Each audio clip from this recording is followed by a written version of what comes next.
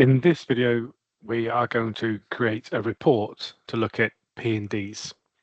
So I'm logged into the system. On the left-hand side, I'm going to come down to Payroll in the menu and click on that. And firstly, before we create the report, I'm going to come over to Payment and Deductions on the right-hand side and click on the P&D register. This is the simplest and quickest way to look at individual P&Ds. As you can see, if I press spacebar in the lookup box and it tells me the initial list of P&Ds I want to look at, it also says that there are a lot more P&Ds that it can display. I could scroll down and I can select any one of these, but what I want to do is to see the full list of the P&Ds and maybe some of the fields that are in the settings as well. That's what I want to see in my report. So I'll leave that open in the background. I'll come back to the menu.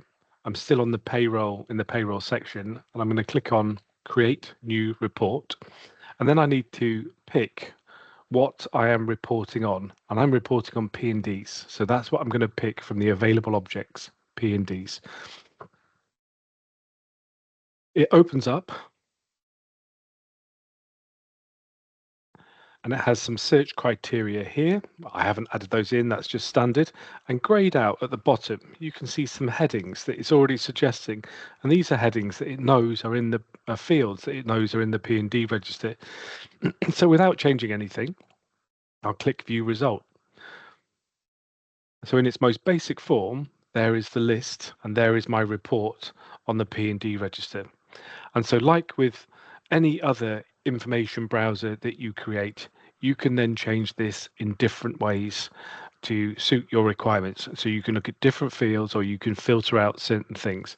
I'll just quickly scroll down. You can see here, this is all of the P&Ds that's in this environment.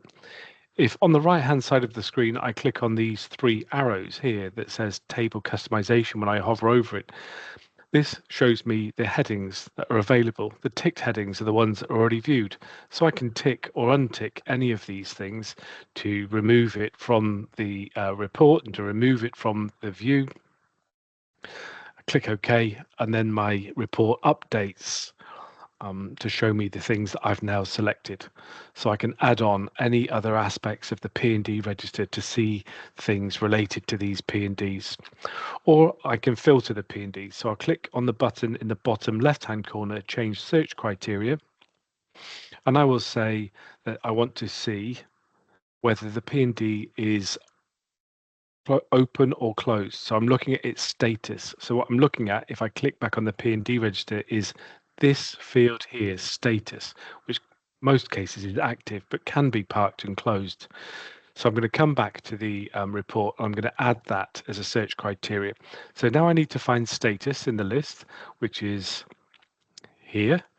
These fields are listed under the tabs that you find them in the P&D.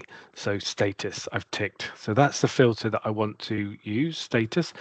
And I can't remember the options in the drop-down box. I'll just press the space bar and it gives me those options. So I'm going to say, I want to see active only. Click View Result. And what this means is if there was any P&Ds in my system that had been closed for any reason, they are now not shown in the list here. And that is how to build a very simple information browser report on P&Ds. I hope that was useful.